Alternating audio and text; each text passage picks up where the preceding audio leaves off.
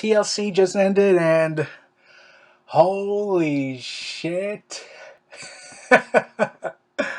Okay, I had to say that. I'll get to when I get to it. But let's talk about the show. It just ended. The Stone Cold podcast at this time of the video is at the time this video is being recorded was still airing. Um, the kickoff show featured Sasha Banks and Becky Lynch. Now, before the match started, Sasha Banks and Team Bad cut this promo, and they're trying to act like the New Day, however. And I'm just thinking, you can't recreate the New Day's magic. And also, we know this is not who Team Bad's supposed to be. Team Bad is, well, supposed to be a bunch of bad heels, a bunch of evil creatures of the night, pretty much. Sasha Banks is supposed to be the boss. And no, not a comedy group. That's the New Day. And so after that, Becky Lynch and her delivered a solid kickoff match. It was only 12 minutes long. I had hoped it would have been a little bit longer, mainly because since they had an hour-long kickoff, they could have given them at least half of the kickoff to do a 30-minute match. They should really take advantage of their kickoff, just do a 30-minute match and let the other half be talking. But, yeah. And also, there was nothing really special about this match. It's not like their match back in NXT. I think it was Unstoppable that they had their match, where Sasha Banks and Becky Lynch stole the show pretty much. Unless you count Kevin Owens' destruction and Sami Zayn, they pretty much main evented the show pretty much. The second to main event the show, the second to last match. So I knew they can do a much better match. But as it went on the main roster, yeah, this is possibly the best they're going to get, so long as Vince still remains in power. And also, what was with all the freaking commercials during the match? This kind of shows the mentality between main roster WWE and NXT WWE. They're like two completely separate worlds. Main roster, oh, we don't care about our divas. NXT, oh, we care about our women wrestlers. So, yeah, I kind of had a beef with that. So that's what really kind of not made me get interested in this match, because of the commercials. And I knew, yeah, outside interference was going to happen. So there's that. Because I know Sasha Banks can beat Becky Lynch cleanly. They never did a storyline which she never beat her. So adding Naomi and Tamina, it kind of damages her character a bit to me. The boss is supposed to be, well, the boss. This dominant chick who comes in, beats the living crap out of everybody, and gets out. And that's pretty much it for the match for that. So let's get to the pay-per-view. The New Day versus the Usos versus the Lucha Dragons.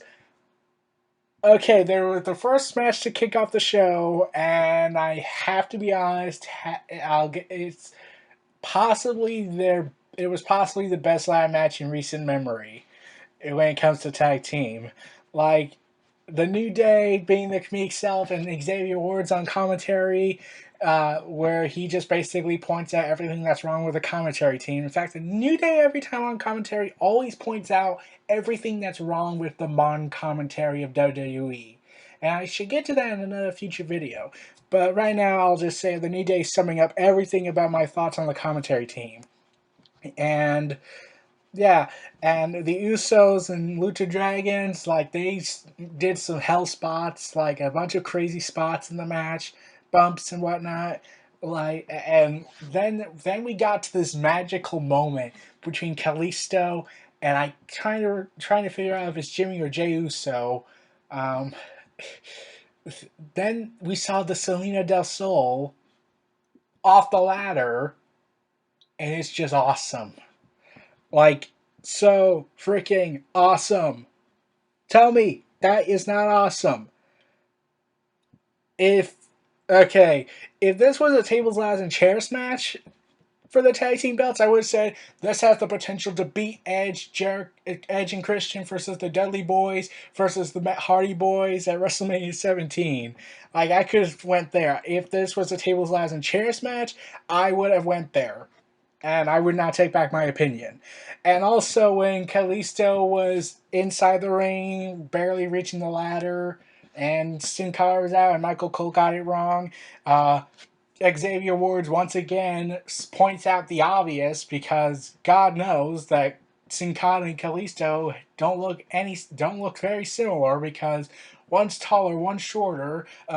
They both wear different masks, and also the Selena del Sol has only been done by Kalisto, and you could see Sin Cara right in front of you, because he was literally right in front of him. They could obviously tell the difference.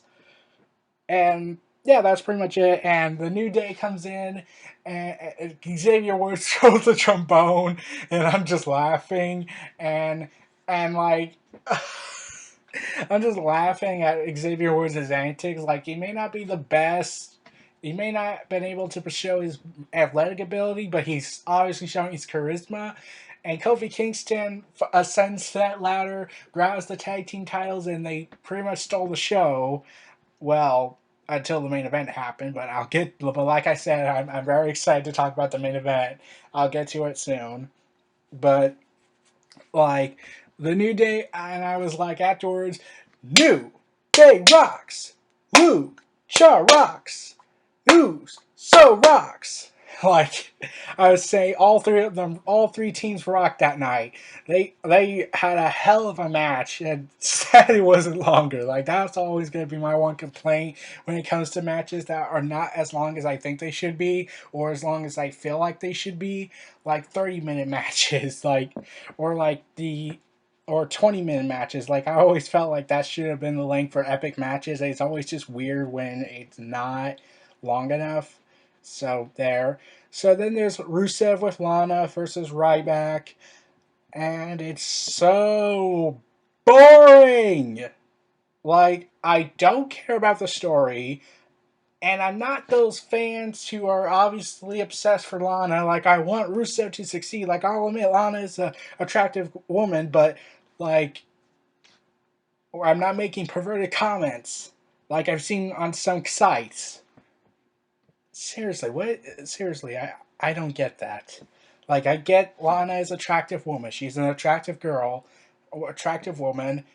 But seriously, stop it with the comments. And Lana obviously played a role in defeating Ryback, and Rusev not really as dominant as he used to be. And I have a thoughts video planned to talk about how his year went, and you can obviously blame John Cena for that. Thank you, Cena, for ruining yet another promising career.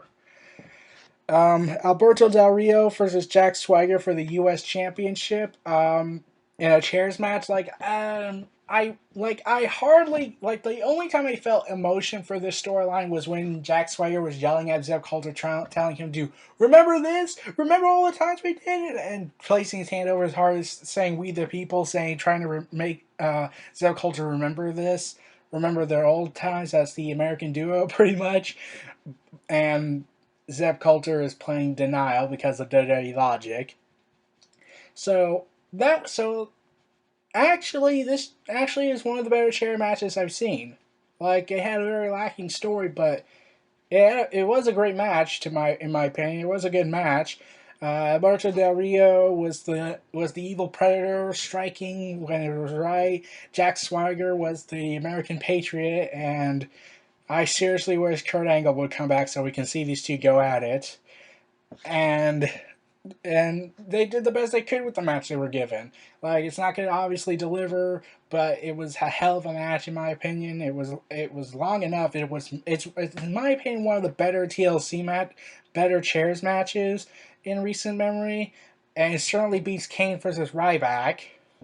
So I thought this match was a solid B, but that's pretty much it. Now, here's the next match I wanted to get into. The Wyatt family versus the Team ECW. I was thinking that this would also be a show-stealing bout, but sadly it wasn't. Like, Ryback and Rusev was honestly the second worst match of the night. I'll get to the real worst match of the night.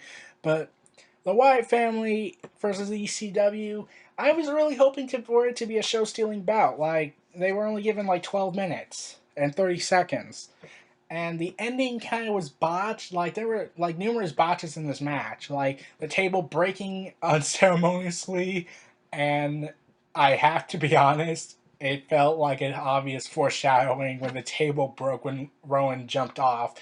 Like, and that table was Rowan had his name on it. Like, yeah, he's gonna be the first one eliminated. He's the sacrificial lamb, and he was eliminated first, and pretty much the only member of the Wyatt family eliminated.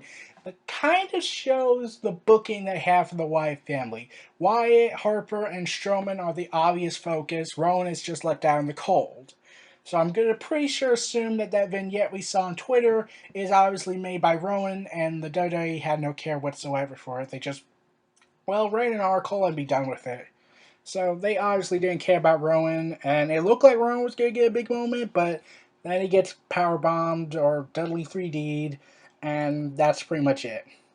And the ending was heavily botched, like I could tell. They were originally going to light the table on fire as I saw it, and apparently Bubba Ray dropped the lighter, and they couldn't light the fire on. Like, but though, I'm wondering, like, why couldn't Wyatt just...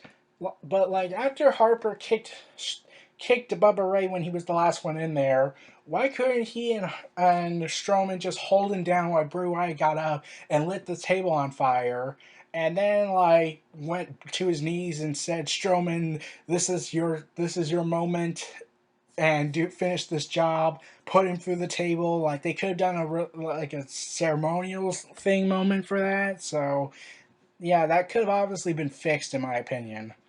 So that happened. And then we got Dean Ambrose versus Kevin Owens. Okay, the match for the amount of time it was given was good. I felt like it could have been more. They were barely given 10 minutes. There was only 9 minutes and 52 seconds, according to the Wikipedia article, since someone kept track of the time. Um, I was surprised how the match ended. Like with the given time they had, it was a solid match. But I was surprised that Kevin Owens lost cleanly. I'm like, yeah, it was a roll up, but it was still a clean victory because, well, there was a rumor that broke out right before the show where WWE, where it was reported that Wrestling Observers rumoredly said that if Kevin Owens defeats Dean Ambrose and in dominant fashion, then they're going to obviously get ready for Brock Lesnar versus Kevin Owens at WrestleMania, which is now most likely not the case, especially since a report came out on Sean's View Entertainment about a day prior where WWE refuses to push Kevin Owens for one simple reason. It's not because of his attitude, it's not because of his face, it's not because he has a poor professional attitude. No, the reason WWE won't push him is because he's gaining weight. Yeah, WWE might as well just say it. You don't like him because he's fat. You want to say that, don't you? You made a fat comment joke to him like at the beginning of the show a few months ago. Randy Orton was forced to deliver it, and I'm pretty sure Dunn had something to do with it, even though reports say otherwise. And yeah, you don't want to push him because of his weight. This is why he's better off in NXT, because you clearly don't respect him and his hard work. And he beat John Cena clean. That was obviously a Triple H booking, and Kevin Dunn and Vince didn't like that. Especially the merchandise sales. But I was surprised Dean Ambrose won the Intercontinental title. Like, I didn't say it was undeserving of it. I never thought that. But I did say it was time for Dean Ambrose to win an Intercontinental title. But I wanted Kevin Owens to keep it longer so he could keep it until WrestleMania where he loses it to Sami Zayn. I felt like that could have been the best moment, or the Royal Rumble at least, heading into the new year. He fights Sami Zayn in the pay-per-view, so Royal Rumble or WWE WrestleMania 32. I felt like those two could have been perfect moments, but not at TLC. I just felt like that was not the best time. Like, so I really thought they should have saved Kevin Owens losing the Intercontinental belt until WrestleMania 32 at best against Sami Zayn in a rematch of the ages. Oh no, wait, that would imply actual effort. Now here comes the worst match of the night. Charlotte versus Paige. It was pretty much all about Ric Flair. That was pretty much it. It was all about Ric Flair pretty much. It's like Ric Flair is trying to capture the magic he once had, and WWE is pushing Charlotte as Ric Flair's daughter pretty much, and not as the Charlotte we saw in NXT. And they're making her a heel, and she's fighting a heel, and like, who are we supposed to get invested in? Like, one's clearly a villain, the other one's becoming a villain, so who do we root for? And this isn't like what happened later in the night with Roman Reigns. This is clearly a heel turning into a face turning into a heel. So like, okay. Charlotte and Paige had a very bad match. It lasted for about nearly 11 minutes. Ric Flair just kept getting into the match, interfering. And I think it would have been better had Scott Hall's Twitter movement he was starting could have happened, where Paige's mom came into Paige's side, Paige's corner, and dealt with Ric Flair. I felt like, yeah, that should have actually happened. The one time I actually agree with Scott Hall on this, when it comes to this, like, he actually has a good idea. Let's bring in Paige's mom and have her slap Ric Flair. And to even the odds. So, yeah. And this is clearly building up to a Becky Lynch and Sasha Banks involvement, since they showed hints of it.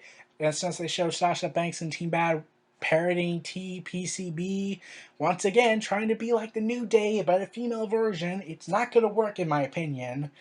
And Becky Lynch is not getting any involvement in Charlotte's career pretty much at this point. She's just the third wheel that no one really cares about. Like, at all. I'm sorry, Becky Lynch. Management just hates you. And they hate Charlotte. Because they're not letting you be yourselves. They're just making you scapegoats, and Charlotte is Ric Flair's daughter in their eyes. So that was honestly the worst match of the night. It should have been much different, and yeah, I think Paige's mom should have also been in the match, in the corner of Paige, since that would have evened things out and possibly made a much better match than we were given. Now let's get to the main event.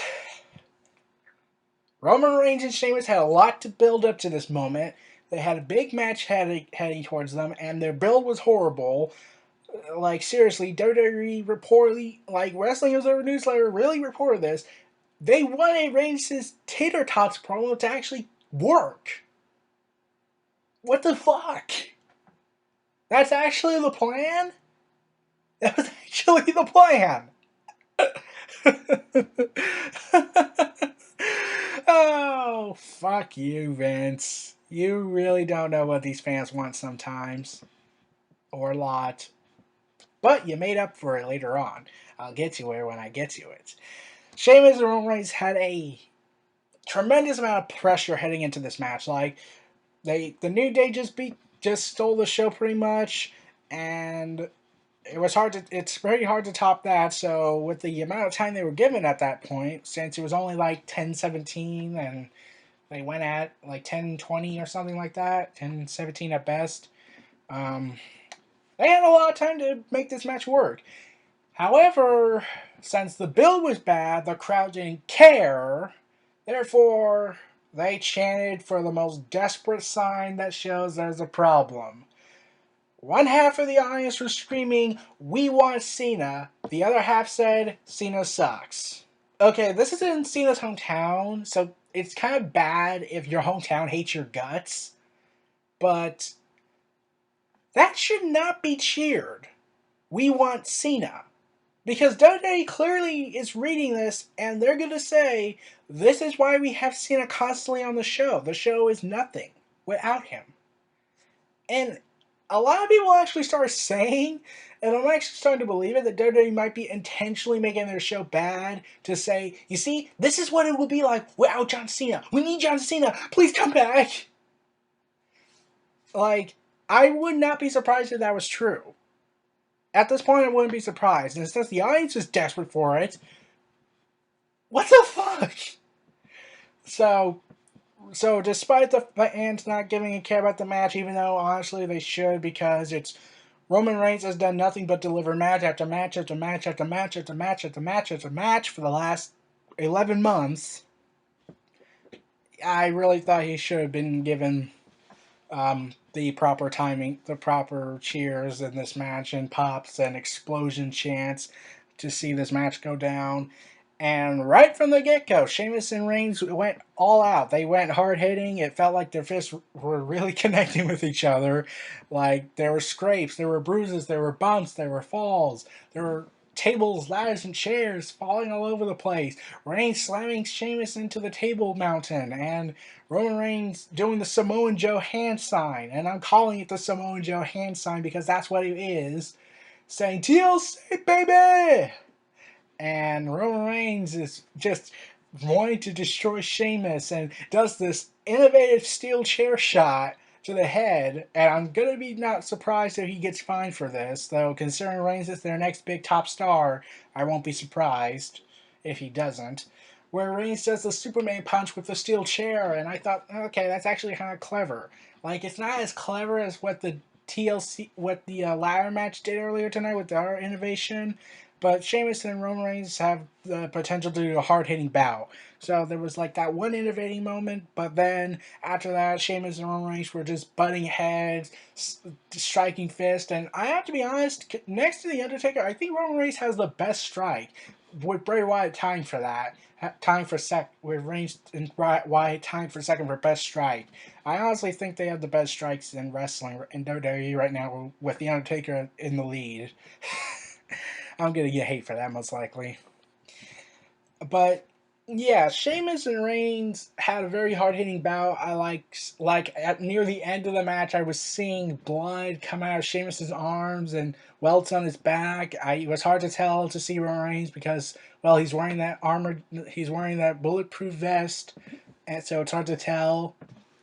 And like I could see the scrapes and bruises forming on Sheamus because it's very apparent, whereas Reigns is not very apparent.